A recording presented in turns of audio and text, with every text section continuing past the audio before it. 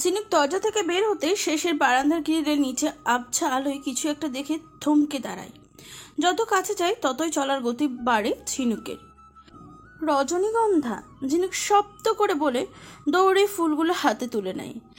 এদিক ওদিক তাকিয়ে খুঁজতে থাকে কাতর চোখে অজানাকে। বারান্দার পাশে খুঁটখুটে অন্ধকারে কারোর ছায়াও দেখে না ঝিনুক। কিন্তু এই রজনীগন্ধা কোথা থেকে আসলো, কে রাখলো? তবে কি সত্যি অজানা আমার কাছের কেউ? উফ, এই অজানা আমাকে পাগল করে ছাড়বে। কেন এত লুকোচুরি তার? চাই না আমি রজনীগন্ধা। শুনছেন অজানা, চাই না আমি রজনীগন্ধা। আমি তোমাকে চাই। যেদিন নিজে হাতে এসে আমাকে রজনীগন্ধা দেবে সেদিনই নেব, নয়তো না। তোমার লুকোচুরিতে আমি যে বিরহ অনলে পুরি, তা কি বোঝো না তুমি? নিষ্ঠুর তুমি, বড় নিষ্ঠুর। আমার কষ্ট দেখেও আড়ালে আছো। এত কিসের সংকোচ তোমার? কেন আড়াল করে রেখেছো নিজেকে? এসব প্রশ্নের জবাব চাই আমার। কথাগুলো বলে ঝিনুক ফুল হাতে নিয়ে অনেকক্ষণ দাঁড়িয়ে থাকে এদিক ওদিক তাকিয়ে, কিন্তু না, কোনো সারা শব্দ আসে না কোথাও থেকে। ঝিনুকের খুব কষ্ট লাগে, কিন্তু অভিমানটাও কম না। আর তাই তো বুকের মাঝে অভিমান চাপা দিয়ে ফুলগুলো রেখে দেয় আগের জায়গায়। করুণ দৃষ্টিতে চেয়ে থাকে ফুলগুলোর দিকে। অনিচ্ছা সত্ত্বেও উল্টে পথে হাঁটতে শুরু করে ঝিনুক। কিছু দূরে গিয়ে আবার থেমে যায়। পেছন ফিরে ফুলগুলোকে দেখে স্থির দৃষ্টিতে চেয়ে থাকে। মনটা খুব পুড়ছে রজনীগন্ধাকে এইভাবে ফেলে রাখতে, কিন্তু এটা যে করতেই হবে। মনকে শক্ত কর ঝিনুক, শক্ত কর। অজানাকে বোঝাতে হবে তুই আর লুকোচুরি চাস না, অনেক হয়েছে, আর না। হয় সে কাছে আসুক, নয়তো সে। আর ভাবতে পারে না ঝিনুক চোখ ছলছল করে। ঊর্ধ্বশ্বাসে হনহন করে বোনের রুমে চলে যায়। অর্ক দরজার আড়ালে দাঁড়িয়ে সব দেখছিল উৎসুক চোখে। কিছুটা দূরত্ব হওয়ায় ঝিনুকের কথাগুলো স্পষ্ট শুনতে পেল না, তবে আংশিক শুনেছে। ঝিনুক চলে যাওয়ার পর অর্ক সাবধানে সতর্কতার সাথে ফুলগুলোকে নেড়েচেড়ে দেখে। চোখে মুখে অজানা অনুভূতি, যা এই মুহূর্তে প্রকাশ করতে পারে না অর্ক। মুক্তাপু। দরজায় দাঁড়িয়ে নিচু সরে বোনকে ডাকে ঝিনুক। ভেতরে আয়। গম্ভীর মুখে বলে মুক্তা। আপু, আমাকে ক্ষমা করে দাও। আমার জন্য মিছে মিছে কষ্ট পেলে তুমি। অজানা কে ঝিনুক? ঝিনুকের কথার বিপরীতে প্রশ্ন করে মুক্তা। ঝিনুক মুক্তার মুখে অজানার কথা শুনে তোতলাতে থাকে। হাত কাঁপে নার্ভাসনেসের জন্য। কি ব্যাপার? কথার উত্তর দিচ্ছিস না যে? অজানাটা কে? তুই কাউকে ভালোবাসিস? কে সে? কিভাবে পরিচয় তোদের, বল। মুক্তা ঝিনুকের সামনে এসে জোরে জোরে আওয়াজ করে বলতে থাকে। আপু। ঝিনুক ভয়ে কেঁদে ফেলে মাথা নিচু করে। মুক্তাপু, অজানাকে আমি বলছি। ঝুমা দৌড়ে এসে ঝিনুকের সামনে দাঁড়ায়, ঝিনুককে আড়াল করে। আসলে মুক্তাপু অজানা হলো ওর কল্পনায় আসা একজন সুপার হিরো, যাকে ও শুধু স্বপ্নে দেখে। আজও ঘুমের ঘোরে স্বপ্নে অজানাকে দেখে ওভাবে ছুটে যায়। বাস্তবে এমন কেউ নাই, সবই মনের কল্পনা। আজই কেন ঘটনা ঘটলো? আর কি এমন ঘটলো আজ ওর স্বপ্নে যে এতদিন চুপ, অথচ আজ পাগলের মতো করলো? ঝুমাকে পাল্টা প্রশ্ন করে বসে মুক্তা। আরে মুক্তাপু, তুমি তো সিআইটির প্রদীয়মানের মতো শুরু করছো, কুছ তো গড়বড় হ্যাঁ টাইপ। এত সন্দেহের বাতি কেন যে দিছে আল্লাহ তোমারে? এখন আমি কি বলবো? ও আল্লাহ, মোরে বাঁচাও। বুদ্ধি আয়, বুদ্ধি আয়, আইডিয়া। আই ঝুমা, পাগলের মতো বিড়বিড় করছিস কেন? জবাব দে, আজ কেন এমন করলো এতদিন না করে? আরে আপু, তুমি হুদাই কথা পেঁচাও কে? কি বললি? মুক্তা চোখ রাঙিয়ে বলে। না মানে সরি, আসলে আপু ওকে তো জানোই ও কেমন, কখন কেমন রিয়াকশন দেয় ও নিজেই হয়তো জানে না। বড় আব্বুর ব্যবহারে আর একা একা থাকতে থাকতে মাথার তার ঢিলা হয়ে গেছে ওর, তাই হয়তো রিয়াকশনটা বেশি হয়ে গেছে। এটাকে নিয়ে ওকে আর বকো না, জেরাও করো না আপু। এমনিতেই বেচারি নিজেও ভয় পেয়ে আছে। ও যদি উল্টোপাল্টা কিছু করতো কারোর সাথে, তবে কি সাহস করে তোমার ঘরে আসতো আবার বলো? মলিন মুখ করে আপুকে বলে ঝুমা। হয়েছে হয়েছে, আর নাটক করিস না তুই। মুখটাকে ভাতের হাড়ির বানিয়ে ফেলেছিস কথা বলতে বলতে। ঝিনুকের থেকে কড়ায় দৃষ্টি তাকিয়ে বলে। আপু, তাহলে আমরা নিজেদের রুমে যাই। যা ঝিনুক। জি আপু। আর যেন এমনটা করতে তোকে না দেখি। সেটা স্বপ্ন কিংবা বাস্তব কোনোটাতেই না, বুঝলি? আপু। চোখ নিচু করে আস্তে করে বোনকে জবাব দেয় ঝিনুক। যা তোরা। আপুর মুখে যা বলতে দেরি নাই, ঝুমা ঝিনুককে টান দিয়ে স্থান ত্যাগ করতে দেরি করে না। দরজার কাছে যেতে দুলাভাইয়ের সাথে দেখা হয় দুজনের। কই যাও? জোড়া কই তোর? যাও না বলেন, কই পালাও? কেন পালাবো কেন? বাড়ি থেকে ডাকাত পড়ছে নাকি? আসাদ ভ্রু উঁচিয়ে চিন্তিত ভঙ্গিতে বলে, আরে দুলা ভাই, কি যে বলেন! আপনার বউয়ের মতো সিআইডি থাকতে এই গ্রাম আশেপাশের 10 গ্রামেও ডাকাত হামলা করবে না, সে বিষয়ে আমি 100% নিশ্চিত। তা যা বলেছো শালিকা, এই ভয়ে তো একটা পরকীয়া করতে পারলাম না। দুলা ভাই কি বলেন? আপনি যদি চান আমি সেট করে দিতে পারি একটা। কি বলেন, ঠিক করব একটা মেয়ে? আরে না রে ছোট গিন্নি, এই বুড়ো বয়সার বউকে পিটানি খেতে চাই না। একটাই তো আমার অনেক। আমার তোমার বোনটাকে ছাড়া অন্য কোথাও জমবে না। তোমার মুক্তাপু দেখলেই আমার সঙ্গে এতকাল সংসার করে গেল, নয়তো আমার মতো বোকাশোকা পুরুষের সাথে কেউ সংসার করবে না বলো? আরে কি যে বলেন দুলা ভাই, আপনি মানুষটা বেশি ভালো, তবে বোকা শোকা নন। আমার আপুকে দিয়ে আপনার মধ্যে এত ভালো একটা ভাই পেয়েছি, আপনি আমাদের ভাইকে নিয়ে কিছু বলবেন না, বুঝলেন? আচ্ছা রে বাবা, বলবো না আর। কি ব্যাপার, আমার লক্ষ্মী বোনটা চুপ করে আছে কেন? বোন কি বকেছে নাকি ঝিনুক? ওর এত বড় সাহস আমার আদরের লক্ষ্মী বোনকে বকে? তারাও আজ মুক্তাকে খুব করে বকবো। না দুলা ভাই, আমার কিছুই হয়নি। আপুকে কিছু বলবেন না, আপু কিছুই বলেনি আমাকে। ঠিক আছে, বলবো না মুক্তাকে কিছু। একটু হাসো তাহলে। ঝিনুক অনিচ্ছা সত্ত্বেও হাসি, দুলাভাইকে খুশি করানোর জন্য। দুলাভাইয়ের সাথে কথা শেষ করেই দুজন নিজেদের রুমের দিকে আসতেই ঝিনুকের চোখ পড়ে বারান্দার শেষের গ্রিলের নিচে। ঝিনুক দাঁড়িয়ে পড়ে, চোখ বড় বড় করে। দৌড়িয়ে ওখানে যায়। ঝুমা পিছনে অবাক হয়ে তাকিয়ে থাকে, সাথে ভয়ও পায়। এই মেয়ে অজানা করে পাগল হয়ে যাচ্ছে। এতদিন ওর এমন হঠাৎ চঞ্চল হয়ে ওঠা, অ্যাবনর্মাল বিহেভ করা, রজনীগন্ধার পাওয়ার সব কিছু অনেক সাবধানে সামলাচ্ছে ঝুমা। কিন্তু আজ সেটা সবার সামনে চলে এসেছিল ভয়াবহ রূপে। ঝিনুকের পরিস্থিতি দিনকে দিন খারাপের দিকে যাচ্ছে এই রজনীগন্ধা আর অজানার জন্য। কোনোভাবেই অজানাকে সামনে আনা যাচ্ছে না। মানুষটা যে কাছে ও পরিচিত কেউ সেটা ঝুমা বুঝতে পারে। ও সন্দেহের লিস্টে প্রথম যে আছে সে হলো অর্ক। আর আজকে ঝিনুক অজ্ঞান হয়ে যাওয়ায় সমুদ্র চোখে ও মুখে যে ভয় আর আতঙ্ক দেখেছে, তাতে সমুদ্রকেও ওর সন্দেহ হয়। কারণ সমুদ্র অভির খালাতো ভাই। অভিদের বাসায় প্রায় আসা যাওয়া হতো ওর। অভি আর আমাদের বাসা পাশাপাশি। যদিও ঝিনুক সমুদ্রকে চেনে না, কিন্তু ঝুমার বদ্ধমূল ধারণা সমুদ্র ঝিনুককে চেনে। কিন্তু চূড়ান্ত সিদ্ধান্ত যাওয়া মুশকিল লাগে ঝুমার কাছে। এইসব কথা ঝুমাকে জানায় না, কারণ এতে ঝিনুকের ব্রেনের চাপ বেশি পড়বে। ভাবতে ভাবতে ঝুমা ঝিনুকের কাঁধে হাত রাখতেই দেখে মেয়েটার দু চোখ জল গড়িয়ে পড়ছে। কাঁদিস কেন? ঝুমারে ও রজনীগন্ধা নিয়ে গেছে। কে নিয়ে গেছে? অজানা আবার এসেছিল জানিস। এখানে রজনীগন্ধা রেখে গিয়েছিল। আমি অভিমান করে বলেছিলাম নেব না এই ফুল যতক্ষণ না সে নিজে এসে দেবে, কিন্তু দেখ সত্যিও নিয়ে গেল। কেন নিল? রেখে যেতে আমি তো নিতাম রজনীগন্ধাগুলো। কেন নিল? ও কি সত্যি রাগ করলো? চুপ কর, একদম কাঁদবি না। আপু শুনলে এবার আর কিছু গোপন করতে পারবো না, সব বুঝে যাবে কিন্তু। লক্ষ্মী বোন, ঘরে আয়। ঝুমা কাঁদতে থাকা ঝিনুককে টেনে ঘরে নিয়ে দরজা বন্ধ করে দেয়। ঝিনুক বালিশে মুখ গুজে কাঁদছে, শব্দ করে কাঁদতে পারছে না। ঝুমা পাশে বসে ঝিনুককে অনেক চেষ্টা করছে চুপ করাতে, কিন্তু কান্না থামাচ্ছে না ওর। শেষে হাল ছেড়ে ঝুমাও পাশে শুয়ে থেকে ঝিনুকের দিকে তাকায়। এই মেয়েটাও কাঁদতে পারে, জীবনটা কাঁদতে কাঁদতেই গেল ওর।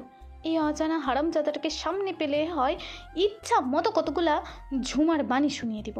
ফাজিল মার্কার লোক একটা, আমার বোনটাকে কাঁদাচ্ছে হুদাই। আর ঝুমার বিয়ে বাড়ি ঘর সুন্দর করে সাজানো হয়েছে। বাড়ির যুবক যুবতী, ছোট ছেলে মেয়েরা সবাই সাজগোজ করে বরযাত্রী বরণে অধীর আগ্রহে অপেক্ষা করছে। এই ঝিনুক, দেখ তো কেমন লাগছে আমাকে। বউ সেজে ঝিনুকের সামনে এসে দাঁড়ায় ঝুমা। ঝুমা ঝিনুকের থেকে 3-4 মাসের বড় হবে। প্রায় সমবয়সী হলেও দুজনের মধ্যে কখনো হিংসাত্মক মনোভাব প্রকাশ পায়নি কোনোদিন। ঝুমার সাবধানে ঝিনুকের প্রোটেক্টর হয়ে ছায়া দিত, কোনো রকম ক্ষতি বা কষ্ট পেতে দিত না বোনকে। ঝুমাকে দেখে ঝিনুকের আজ কেন যেন মনে হচ্ছে মেয়েটা খুব বেশি সুন্দরী। ভাষাভাষী দুটি চোখ, ওষ্ঠে সর্বদা লেগে থাকা হাসি, আর সবচেয়ে বড় কথা মেয়েটার মনটা খুবই ভালো। মায়াবতী মেয়ে একটা, মানুষকে খুব তাড়াতাড়ি আপন করে নিতে পারে। ঝিনুক দৃঢ় বিশ্বাস এই মেয়ে শ্বশুরালয়ে গেলে সবাইকে নিজের ফ্যান করে ছাড়বে। দেখা যাবে ওর শ্বশুরবাড়ির লোক ওকে কাজ ছাড়াই করতে চাইবে না। এইভাবে ঝুমাকে নিয়ে কোনো দিন ভাবা হয়নি ঝিনুকের, কিন্তু আজ কেন ভাবছে তাহলে? আজ ঝুমার বাহ্যিক সৌন্দর্যের মোহমমতাই ঝিনুকের কাছে ঝুমার বাহ্যিক সৌন্দর্যের সাথে সাথে ভিতরের সৌন্দর্যকেও তুলে ধরেছে উজাড় করে। বধূর সাজে সব মেয়েকেই অসাধারণ সুন্দর লাগে, ঝুমাকেও লাগছে। ঝিনুকের খুব ইচ্ছা করছে মেয়েটাকে নিয়ে একটু জড়িয়ে ধরতে, কিন্তু নিজের ইচ্ছাকে দমন করালো ঝিনুক। এই ভেবে যদি মেয়েটা এত শখের বিয়ের শ্বাসটা নষ্ট হয়ে যায়, কারণ বলা তো যায় না, জড়িয়ে ধরে আবেগে বেশি কাজ করতে পারে আর তখন কান্নাও জুড়ে দিতে পারে। ঝিনুকে আজকাল নিজের সম্পর্ক একটা নতুন জিনিস আবিষ্কার করেছে, আর তা হলো ওর মনে হয় ও একটা ছিচকাদনে মেয়ে যে সামান্য কিছুতেই কেঁদে দেয়। খুব খারাপ লাগে এই নতুন আবিষ্কারের ফলে ঝিনুকের, কিন্তু কি আর করবে, অভ্যাসটাও স্বভাবে পর রূপান্তরিত হয়ে গেছে, যা পরিবর্তন করা কঠিন। কী রে ভাবুনি, কেমন লাগছে? এই প্রশ্নের জবাব দিতে কি তোকে বিশ্বকোষে ঘুরে আসতে হচ্ছে? মুখটা ছোট্ট করে বলেছ মা। সেই কখন থেকে তোর মুখে প্রশংসা শুনবো দেখে অপেক্ষা করছি, আর তুই ভেবেই যাচ্ছিস। মাশাল্লাহ, কারণ নজর যেন না লাগে আমার ঝুমার উপর। তোকে আজ এতটাই সুন্দর লাগছে যার কারণে বলার মতো শব্দ খুঁজে সাজাতে পারছি না বলার জন্য। বাবা, ভালোই তো কথা শিখেছিস। আচ্ছা যা, গিয়ে রেডি হয়ে নে।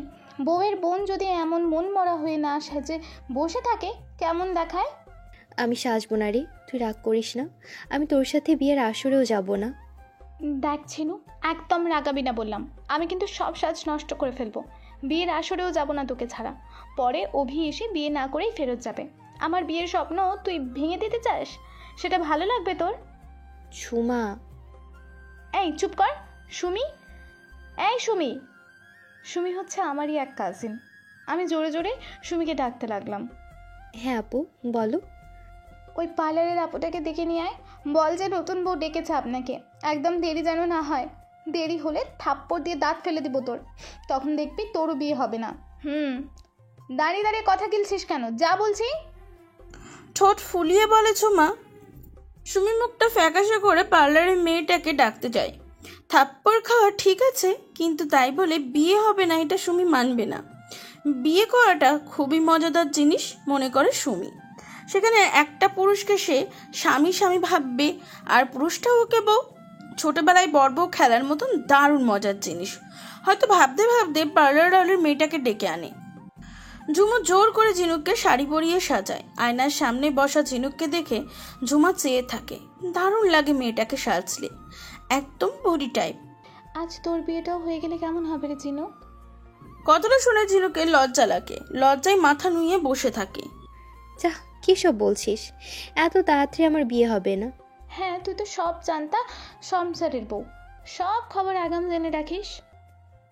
ঝুমা মুখ ভেঙচে বলে, আপু তোমার চুলটা কি করব? এভাবে খোলাই রাখবে নাকি অন্য কিছু করব?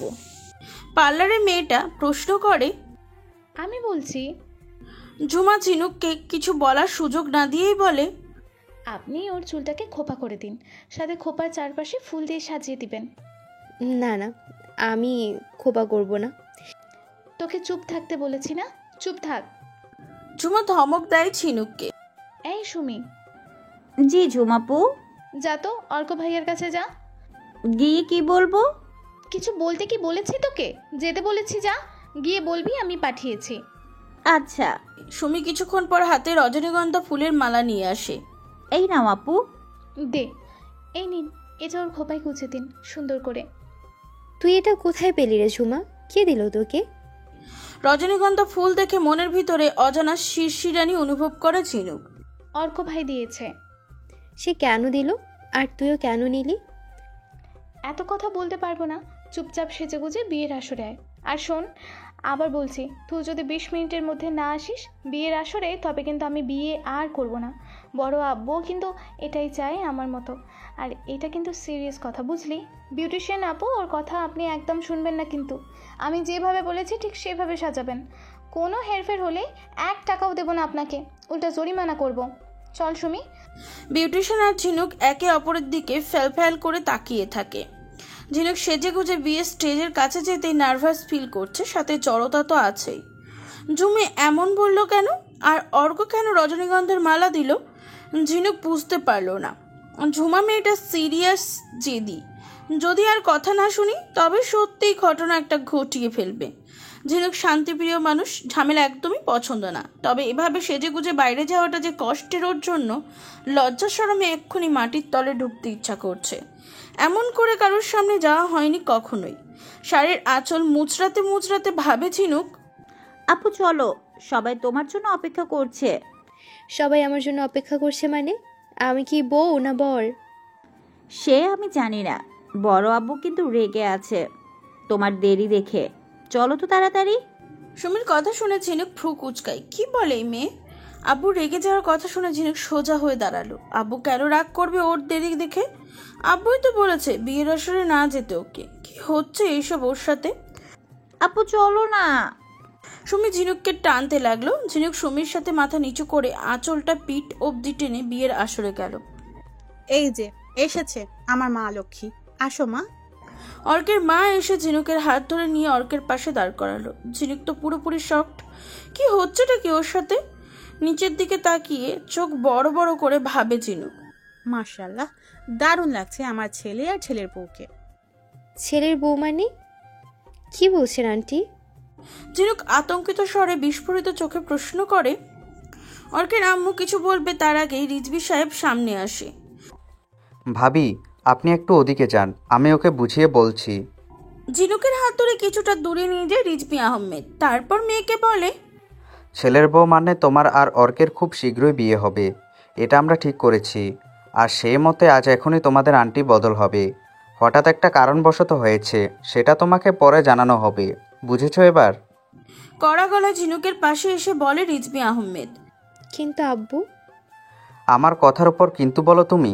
আমি যা করব সেটাতেই তোমার মঙ্গল, এরপর আর কোনো কথা চাই না আমি। তুমি যদি মনে করো আমি তোমাকে নিজের মেয়ে করে সারা জীবন রাখবো আর তোমার মাকে ভালো রাখবো, তবে আমার কথা তোমাকে মেনে নিতেই হবে, নয়তো আজকের পর ভুলে যাব কে তুমি। বলেই দূরে গিয়ে দাঁড়ায়। মেয়েকে সবার সামনে খুব আস্তে করে বলেই শাসিয়ে যায় রিজভী আহমেদ।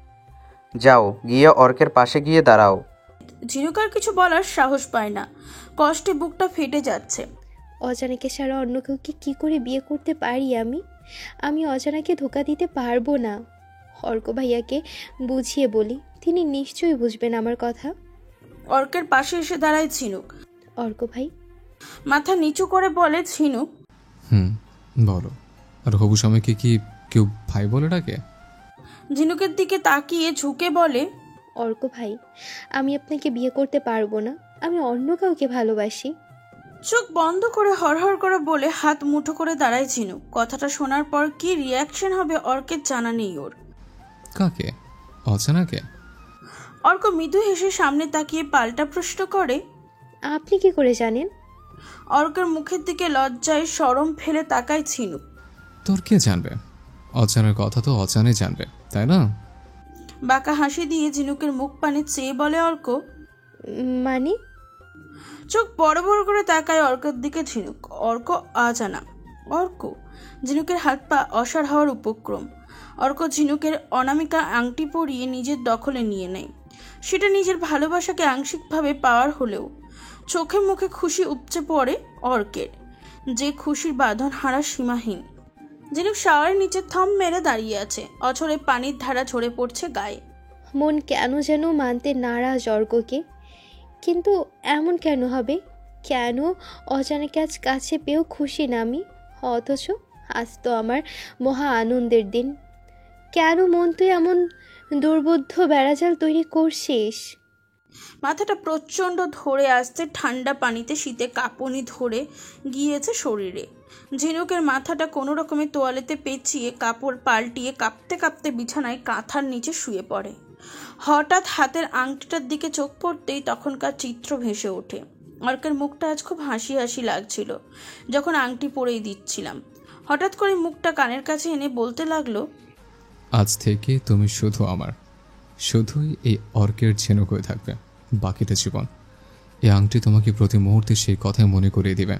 অর্কের কথা শুনে ঝিনুকের কেন যেন মনে হলো এটা ওর অজানা না, অজানাকে মনে রাখতে এই সামান্য আংটি দেখা লাগবে না ঝিনুকের। অজানাকে তো আমি নিঃশ্বাসে ধারণ করেছি। এই নিঃশ্বাসের ওঠা নামা আমাকে আমার অজানার কথা মনে করিয়ে দেয়। তাকে এই জীবনে ভোলা তো সম্ভব নয়। সে আমার অজানাও জানে। তবে কেন অর্ক এটা বলল? কাঁথাটা গায়ে পেঁচিয়ে উঠে জানলার গ্রিলের কাছে দাঁড়ায়। আকাশে এক ফালি চাঁদ উঠেছে, তবে একটু পর পর মেঘেরা ঢেকে দেওয়ায় আপ্রাণ চেষ্টা চালিয়ে ব্যর্থ হচ্ছে। আকাশ থেকে চোখ সরিয়ে বাইরের অন্ধকারে চোখ রাখে ঝিনুক। বাইরের ঘুটঘুটে অন্ধকার, ঝিঝি পোকারা পাল্লা দিয়ে ডেকে যাচ্ছে। ঝিনুকের এখানে দাঁড়িয়ে থাকতে খুব ভয় করছে, কিন্তু এখান থেকে নড়তেও ইচ্ছা করছে না। কি একটা দ্বিধা। ঝুমাকে বড্ড মনে পড়ছে। ওর বিদায়ে সবাই খুব কেঁদেছে। ছোট কাকির তো কাঁদতে কাঁদতে বেহাল দশা। 2-1 দিন বিছানা ছেড়ে উঠবেন বলে মনে হয় না। আর তিনি, পুরো বাড়ির আবহাওয়া কেমন ভারী ভারী লাগছে। আজ রাতে ঘুমও হবে না আমার। কি করে হবে? বাতি বন্ধ করে অন্ধকার ঘরে একা এই ঘরের বিছানাতে শুতেই তো পারবো না। অন্ধকারে প্রচণ্ড ফোবিয়া কাজ করে আমার। মনে হয় কেউ পাশে শুয়ে আছে। হয়তো অন্ধকারে কারো শীতল হাত আমার পাটা টেনে ধরবে, অথবা দূরে তাকালে হ্যালুসিনেশন কাজ করবে। মনে হবে কেউ দাঁড়িয়ে দাঁত বের করে বিদঘুটে হাসছে। আরও কত কি। এই যেমন এখন এই অন্ধকার জানালায় দাঁড়িয়ে মনে হচ্ছে হুট করে কারো ভয়ঙ্কর মূর্তি গ্রিলের ওপাশে এসে গলা চেপে ধরবে। আমি কিন্তু ইচ্ছে করে ভাবছি না, ভাবনায় এসে পড়ছে জোর করে। আমি কোথাও পড়েছিলাম যুবতী মেয়েদের একা ঘরে থাকতে নেই, খারাপ কিছু হওয়ার সম্ভাবনা থাকে। আমারও কি হবে? দুনিয়ার যত ভয়ঙ্কর কথা সব আজই মনে আসছে আমার। ভয়ে শরীর টান দিচ্ছে একটু পরপর। সব ভাবনা ভেদ করে আবারও অজানার ভাবনা এসে ঘিরে ধরল। আমার স্বপ্ন তুলিতে মনের মাধুরী মিশিয়ে থাকা মন ও মস্তিষ্কের ক্যানভাসে অজানার যে ছবি, তার সাথে অর্কের সাদৃশ্য করতে লাগলাম। জানালায় দাঁড়াতে এবার আর সাহসে কুলাচ্ছে না, তাই জানালা বন্ধ করে বিছানায় এসে বসলাম। এই মুহূর্তে ঢাকাতে থাকলে খুব উপকার হতো এই সাদৃশ্য খোঁজা নামক রিসোর্টে। অজানার দেওয়া পুরনো চিরকুটগুলোতে অজানা নিজের সম্পর্কে অনেক হিন্টস দিয়েছে। ইচ্ছে করে দিয়েছিল নাকি আমি হিন্টস ভেবেছি সেটা আমার সন্দেহ থাকলেও বিশ্বাস করে নিয়েছি ওটা হিন্টসই হবে। আচ্ছা, আমি তো সন্দেহ কেন করছি অর্ককে? ও নিজেকে অজানা দাবি করে কেন মিথ্যা বলবে? আমি নিজেই তো ওই দিন চেয়েছিলাম অজানার সামনে আসুক। হয়তো সেজন্যই অর্ক এভাবে সারপ্রাইজ দিয়ে সামনে আসলো। কী সব ভাবছি আমি? অর্কই অজানা হবে? হ্যাঁ, সেটাই। আমার মন বড় সন্দেহ বাতিকপ্রবণ হয়ে যাচ্ছে। অনেক ফালতু ভাবনা ভাবা হয়েছে। আর না, অজানাকে সামনে পেয়ে হয়তো আমি ভুলভাল চিন্তা করছি। আস্তে আস্তে অর্কের সাথে সময় কাটালে সব ভুল ধারণা ক্লিয়ার হয়ে যাবে। অজানাকে আমি নিজের কাছে পেয়েছি, এই তো পরম পাওয়া। এই পাওয়াকে ফালতু মনের ভ্রমের কারণে আমি নষ্ট করতে চাই না। যেন ঘরের বাতি জ্বালিয়ে কাঁথা মুড়িয়ে দিয়ে শুয়ে পড়ল, মানে নানা ভাবনা চিন্তায় নিয়ে। ঝুমা বাসর ঘরে অভির জন্য অপেক্ষা করে বসে আছে। কত প্রতীক্ষার এই রাত, অবশেষে দুজনাতে এক হবে আজ। অন্যরকম অনুভূতি কাজ করছে ঝুমার মাঝে। যদিও অনেক চেনা অভি, তবু ভয় ভয় লাগছে মনে। নিজের বাসর ঘরের দিকে আসতেই অভির মোবাইলটা বেজে উঠল। মোবাইলটা রিসিভ করে কানে ধরল। হ্যালো সমুদ্র, কি অবস্থা খালার? আইসিইউতে আছে, তবে ডাক্তার বলেছে চিন্তার কিছু নেই। সরি রে অভি, তোর বিয়েতে আমি অ্যাটেন্ড করতে পারলাম না। সরি বলছিস কেন? তুই তো ইচ্ছা করে কিছু করিস নাই। খালার সাডেনলি অ্যাটাক হওয়ার তোকে বাধ্য হয়ে তো ঢাকায় ফিরতে হলো। তুই এসব নিয়ে চিন্তা করিস না, খালাকে টেক কেয়ার কর। আমরা কালে হয়তো চলে আসব। আম্মু খালার জন্য খুব কান্নাকাটি করছে রে। খালাকে কাঁদতে নিষেধ কর, প্রেশার বেড়ে অসুস্থ হয়ে যাবেন। আম্মুর জন্য দোয়া করতে বলিস। গম্ভীর স্বরে বলল সমুদ্র। মায়ের হঠাৎ অ্যাটাকে ভেঙে পড়েছে সমুদ্র। বারবার চোখে জল আসছে মায়ের জন্য। জানিস একটা কাণ্ড ঘটে গেছে বিয়ের আসরে। কি? চোখ মুছে জিজ্ঞাসা করে। ঝুমার কাজিন ঝিনুক আর অর্কের এঙ্গেজমেন্টটাও হয়ে গেছে হঠাৎ করে। হোয়াট? তোর মতো আমিও অবাক হয়ে গেছিলাম। খুব আশ্চর্যজনক ঘটনা, তাই না বল? শালা অর্ক, ছোপা, রুস্তম, বুঝলি, তলে তলে আমার ভাইরা ভাই হওয়ার প্রস্তুত নিচ্ছিল। শালাকে বাগে পাই, তারপর বোঝাবো মজা। হ্যালো সমুদ্র, শুনতে পাচ্ছিস? এই সমুদ্র, মনে হয় কলটা কেটে গেছে। আচ্ছা, কল দিব আবার আমি। এখন যাই, আমার বউটা বাসর ঘরে বসে আছে। বেশি অপেক্ষা করালে সে সারা রাত বাইরে না কাটাতে হয়। যে ঝুমা, তাড়াতাড়ি চল অভি। একদিন পর অভি ও ঝুমুর পরিবার ঢাকায় পৌঁছে যায়। অভির মা সেই পরিবার সহ ছুটে যায় বোনকে দেখতে হাসপাতালে। অভি ঝুমুদের বাসা থেকে ঝুমাকে নিয়েই খালাকে দেখতে হাসপাতালে যায়। এদিকে ঝিনুককে জোর করে সাথে নিয়ে যায় ঝুমা। ঝিনুক যেতে চায় না, কিন্তু অর্ক রিকোয়েস্ট করে না করতে পারে না আর, কারণ হাসপাতালের বাহানায় অর্ক ঝিনুকের সাথে কিছু সময় কাটাতে চায়। কত কি ভেবে রেখেছে ঝিনুককে নিয়ে, তার সবটাই পূরণ করতে চায় অর্ক। হাসপাতালে পৌঁছে দূর থেকেই অর্ককে দেখে ঝিনুক। হাসপাতালের রিসেপশনের পাশে অর্ক দাঁড়িয়েছিল।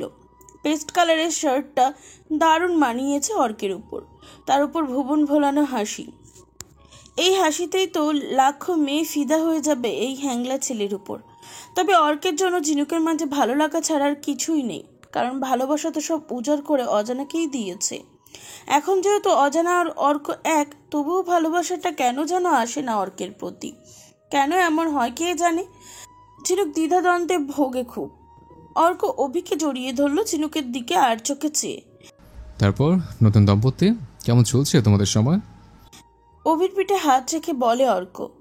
চলছে এরকম, সেটা তোর বোনকে জিজ্ঞাসা কর। মুখটা বাংলার পাঁচ করে একটা নিরস ভঙ্গিতে বলে অভি। চলছে একরকম মানে?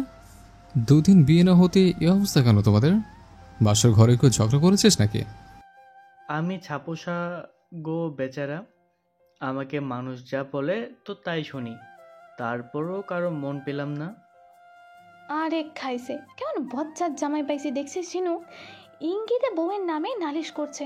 বলি, ও হ্যাবলাকান্ত স্বামী, তুমি যে একটা মিসকা শয়তান সেটা তোমার বন্ধুও জানে। এই ঝুমা, কি বলছিস আবল তাবল? স্বামী সম্পর্কেও এসব বলে? ঝিনুক ঝুমার হাত টান দিয়ে থামানোর চেষ্টা করে। কারো বলার অপেক্ষায় বসে থাকবো নাকি আমি? ধর, আমি প্রচলন করে দিলাম এসব বলার, এখন তুইও বলতে পারবি তোর স্বামীকে। অভির দিকে অগ্নিদৃষ্টিতে তাকিয়ে ঝুমার কথায় অর্ক হাসি থামিয়ে বিস্ফোরিত চোখে ঝিনুকের দিকে তাকাতেই ঝিনুকের সাথে চোখাচোখি হয়। ঝিনুক বোনের এমন কথায় অর্কের সামনে লজ্জায় লাল হয়ে যায়। মাথা নিচু করে ঝুমার হাত টেনে নিয়ে চুপ করতে বলে। আরে হাত টানছিস কেন? বলতে দে। জানো অর্ক ভাইয়া, তোমার এই গুণধর বন্ধু বাসরাতে কি বলে আমাকে? না, জানি না, আর জানতেও চাইনি তোদের বাসর ঘরের কাহিনী। তোদের বাসরের কাহিনী শুনলে শেষে আমাদের আর বাসর করা হবে না। তোর আসলে দুটো বেহায়া, ভালো জমবে তোদের। ঝিনুক, চলো তো।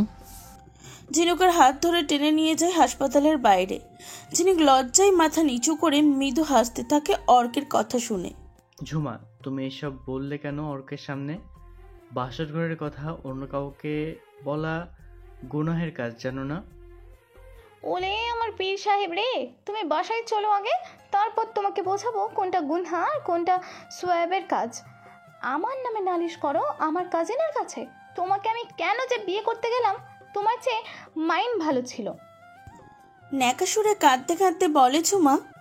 তুমি কিন্তু এবার বেশি বুঝছো ঝুমা, আমি জাস্ট মজা করে বলেছি। এসবের মধ্যে মঙ্গনানার কোনো মানেই হয় না। সামান্য জিনিসকে এত বড় করে বলাটা অশোভন দেখায়। তবুও তোমরা মেয়েরা এটাই করো। ওরে ওরে, আইসে আমার মেয়ে বিশেষজ্ঞ। এই বেটা, বিয়ের আগে যখন তোকে 100 বার করে বলতাম অভি তোমার পেরেন্টসকে বলো আমাদের সম্পর্কের কথা, আমার বাবা মা আমাকে অন্য কোথাও বিয়ের জন্য চাপ দিচ্ছে, তখন কই ছিল তোর মেয়ে বিশেষজ্ঞতা? যখন 1000 বার করে বলতাম অভি বড় আব্বু আম্মু আমাকে মেরেছে, তোমার সাথে সম্পর্ক নষ্ট করার জন্য বলেছে, প্লিজ তুমি কিছু করো, তখন কই ছিল তোমার মেয়েদের ওপর এই পিএইচডি করার জ্ঞান? আমাকে একদম জ্ঞান দিতে আসবে না, বুঝলে? প্রেম তুমিও করেছিলে, আমিও করেছিলাম, কিন্তু কষ্টটা কেন একা আমাকেই পোহাতে হলো? তোমাকে বিয়ের জন্য কেন আমাকে সবার কাছে ছোট হতে হলো? বিয়ের করে ভেবো না আমাকে উদ্ধার করেছো। তুমি স্বেচ্ছায় বিয়ে না করলে জোর করে তোমাকে বিয়ে করতাম, তবু ছেড়ে দিতাম না। আমার জীবন নিয়ে খেলা ছুটিয়ে দিতাম একদম। কঠিন স্বরে বলে সামনের দিকে হাঁটতে থাকে ঝুমা। অভি ঠায় দাঁড়িয়ে থাকে। মেয়েটার মনে এত কষ্ট দিয়েছি আমি, কিন্তু আমি বা কি করতাম? বাড়ির বড় ছেলে হয়ে বাবা মাকে কি করে বলতাম বাবা আমি বিয়ে করব? বেকার ছেলের মুখে বাবা আমি বিয়ে করব কথাটা সাজায় না। আমি চেয়েছিলাম একটা ভালো চাকরি করে তারপর বিয়েটা করতে, কিন্তু ঝুমার প্রতিনিয়ত বিয়ে বিয়ে শুনতে মেজাজ বিগড়ে যেত আমার। আমি শুধু নিজের কষ্টটাই বড় করে দেখেছি। ঝুমা মেয়ে হয়ে যে কষ্টটা করলো আমাদের ভালোবাসাটা টিকিয়ে রাখতে, তার মূল্যায়ন করতে পারিনি আমি। সত্যি আমি অপরাধী। অভি দৌড় দিয়ে ঝুমার হাত ধরে, কয়েকবার সরি বলে, কিন্তু কষ্ট যখন শরীর ভেদ করে, হৃদয়ে আঘাত করে, সেই কষ্টের অ্যান্টিডোটও সহজে কাজ করে না তখন। ঝুমার ক্ষেত্রেও তাই। অভিকে নিজের চেয়েও বেশি ভালোবাসে, কিন্তু তাই বলে অভির দেওয়া নিষ্ঠুর কথাগুলো ভুলে যাবে না। অভিকে সেটা বুঝতে হবে। অর্ক আর ঝিনুক হাসপাতালের পাশে একটা রেস্টুরেন্টে বসে আছে মুখোমুখি। ঝিনুক চোখ নিচু করে টেবিলের দিকে তাকিয়ে আছে। মনের মধ্যে জড়তা আর লজ্জা নিয়ে অর্ক নিষ্পলক চেয়ে আছে ঝিনুকের দিকে। মেয়েটার চোখ দুটোর গভীরতায় ডুবে মরতে চাই বারবার। মেকআপ সরিয়ে যদি মুখটা দেখা যেত ঝিনুকের, খুব ইচ্ছা করছে অর্কের ঝিনুকের লজ্জায় লাল হওয়া মুখটা দেখতে। ফর্সা গাল লজ্জায় হয়তো লাল টমেটো হয়ে গেছে। পরক্ষণে আবার ভাবলো ভালোই হয়েছে মুখটা না দেখে, এতে করে নিজেকে সামলে নেওয়া যাচ্ছে। মুখটা দেখলে নিজেকে দমিয়ে রাখা যেত না। এই মেয়েটাকে ভালোবেসে বলছি কোনোদিনও মন ভরবে না আমার।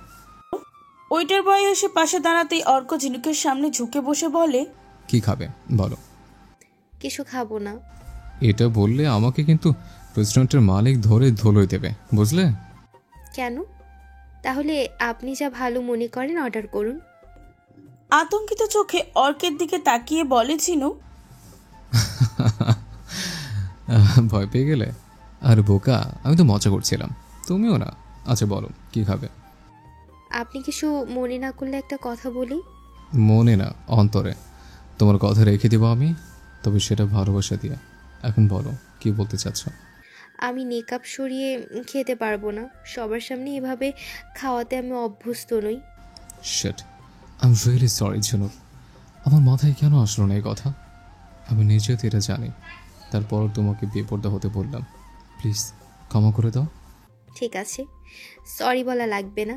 আপনি তো ইচ্ছে করে বলেননি, আর আমি না বলার পরও যে আমাকে খেতে জোর করেননি, এতেই খুশি আমি। থ্যাঙ্কস ঝিনুক, তুমি সত্যি আমাকে ভালো বলছো। তোমাকে ছাড়া আমি অচল পয়সার মতো। সারা জীবন এভাবে পাশে রেখো আমায়। আমি তোমার জন্য পাপ পুণ্য সব করতে পারবো, কিন্তু তোমাকে হারাতে পারবো না। ঝিনুক অর্কের কথায় অস্থিরতা ও অন্যরকম ভালো লাগা অনুভব করে। অর্ক অজানা হয়ে ওকে এত ভালোবাসা দেবে সেটা ভাবনার বাইরে ছিল ঝিনুকের। তবু মনের ক্যানভাসে আঁকা ছবির সাথে অর্ককে মেলাতে গেলে দ্বন্দ্ব লেগে যায় মনে। এই মনটা এমন করে কেন বুঝি না। আচ্ছা, মনি কি মেনে নিচ্ছে না নাকি আমি? কিন্তু আমি তো অর্ককে পছন্দই করতাম, তবে অজানা হিসেবে মানতে মন সায় দিচ্ছে না কেন? হয়তো পছন্দ আর ভালোবাসা এক হতে পারছে না। পছন্দ তো অনেককেই করা যায়, কিন্তু ভালো তো মানুষ একজনকেই বাসে, যার স্থান দ্বিতীয় কাউকে দেওয়া যায় না। অর্ককে সেই ভালোবাসার জায়গায় আনতে সময় লাগবে মনে হয়, কারণ ভাবনা আর বাস্তবতা এক নয়। ঝিনুকের ইচ্ছা করে অর্ককে জমিয়ে রাখা সব কথা বলতে, যা এতদিন জমিয়ে রেখেছিল অজানাকে বলার জন্য, কিন্তু বলতে চেয়েও বলা হচ্ছে না। কি যেন এক বাধা এসে যাচ্ছে কণ্ঠে। সরি, আবারও লিমিট ক্রস করলাম, কিন্তু কিছু মনে করো না। তবে আমরা তো এখন বাগদত্তা এই খবরে, এসব শেয়ার করাটা তো কিছুটা বৈধ নাকি? ঝিনুকের দিকে মৃদু হেসে বলে অর্ক। ঝিনুক মাথা নাড়িয়ে সায় দেয়। অর্ক হেসে অন্যদিকে ফিরে ওয়েটারকে ডাক দেয়, একটা কফি আর 4টা burger, fried rice, chicken fry সহ পার্সেল করুন ম্যাডামের জন্য।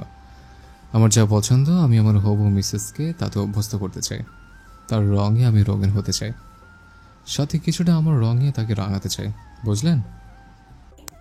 ওইটারও ঝিনুকের দিকে আর থেকে চেয়ে বলে, ওইটার হেসে অর্ডার নিয়ে চলে যায়। ঝিনুক চুপচাপ বসে থাকে। কেন যেন অর্কের সাথে কথা বলার হাজারটা জড়তা কাজ করে ভিতরে।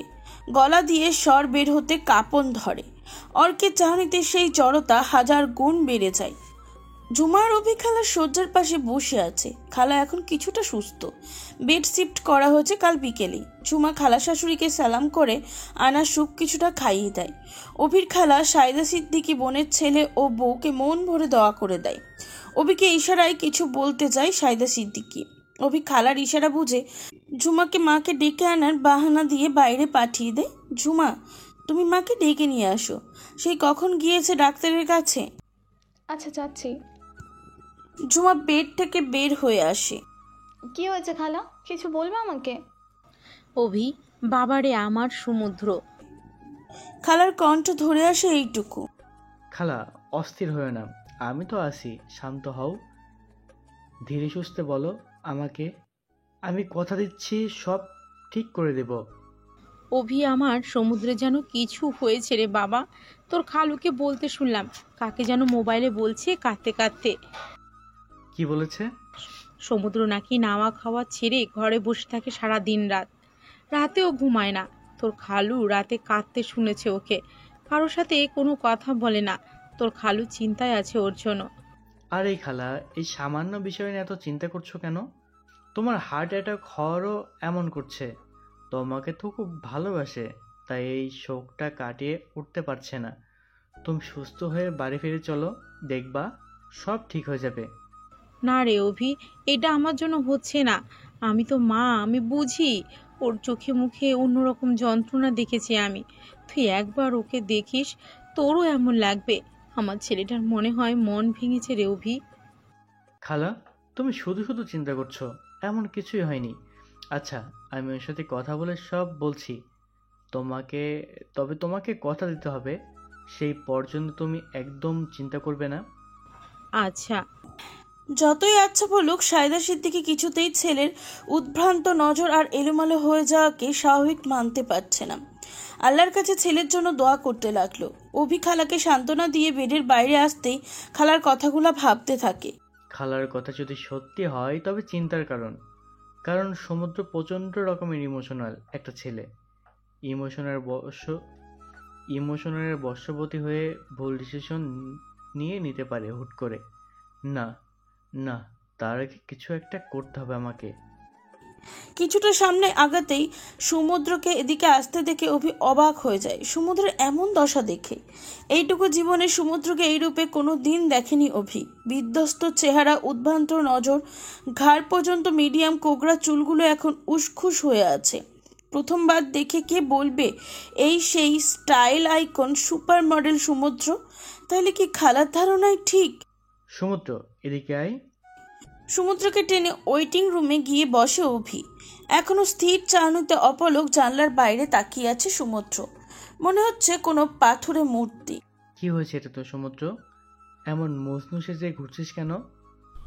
মজনু তো সাজিনি, মজনু তো আমাকে আষ্টে পৃষ্ঠে ধরেছে। সে আমাকে পর করেছে, আমার বুকের পাঁজর ভেঙেছে, হৃৎপিণ্ডটা বেইমানির বন্দুকে ঝাঁঝরা করেছে। আচ্ছা অভি, তুই কখনো ঘূর্ণিঝড় কিংবা জলোচ্ছ্বাসের তাণ্ডবে পড়েছিস? অভি ফ্যাল করে চেয়ে আছে সমুদ্রের দিকে। এইমাত্র সমুদ্র কি বলল সব অভির মাথার উপর দিয়ে গেল, তবু মুখ দিয়ে বের আসলো, না তো। কেন? আমি পড়েছি সেই তাণ্ডবের ধ্বংসলীলায়। সবকিছু উজাড় হয়ে গেছে রে আমার অভি, বিরানভূমি হয়ে গেছি আমি। এই দেখ আমাকে। কি বলছিস? ঘূর্ণিঝড়, জলস্রোত কবে হবে ঢাকায়? কই, আমি তো তেমন কোনো খবর পেলাম না। আর এসব তাণ্ডব তো সমুদ্রের কাছাকাছি ক্ষয়ক্ষতি হয়। ঢাকায় কি সমুদ্র আছে নাকি? তাহলে তুই কেন উজাড় হবি?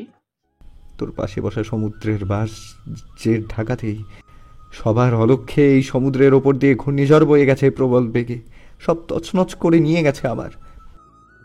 দীর্ঘশ্বাস ছেড়ে চুপচাপ উঠে দাঁড়ায়, তারপর ধীর পায়ে হেঁটে চলে যায় ওয়েটিং রুমের বাইরে। অভি স্তব্ধ হয়ে বসে আছে প্রিয় ভাইটার কথা শুনে। এই ছেলেটা যে প্রেমের কারণে সৃষ্ট হওয়া ঘূর্ণিঝড়ে বিধ্বস্ত হয়েছে তাতে আর অভির বিন্দুমাত্র সন্দেহ নেই। তবে ভয় জেঁকে বসেছে সমুদ্রকে এমন মূর্তিমান জড় পদার্থের ন্যায় হয়ে যাওয়া দেখে।